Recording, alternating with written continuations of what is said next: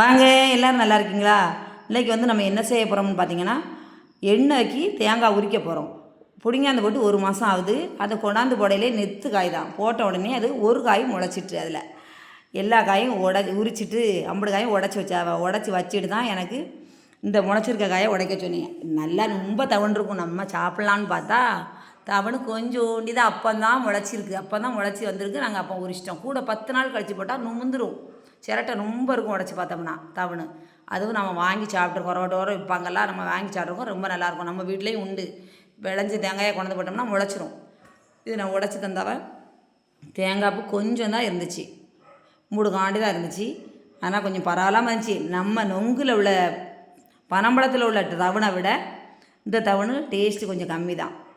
இருந்தாலும் நம்ம விட போகிறதில்ல. நம்மளுக்கு கிடச்சிருக்குல்ல, தவணு கிடச்சிருக்குன்னு சொல்லி நான் சாப்பிட்டு பார்த்தேன்.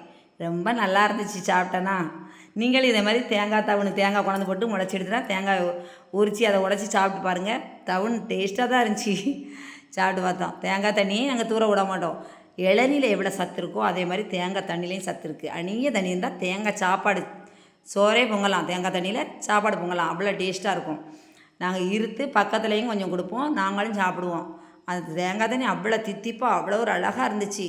நீங்களும் இதே மாதிரி தேங்காய் உரிச்சிங்கன்னா தேங்காய் தண்ணி சாப்பிடுங்க. சுவையோ சுவை.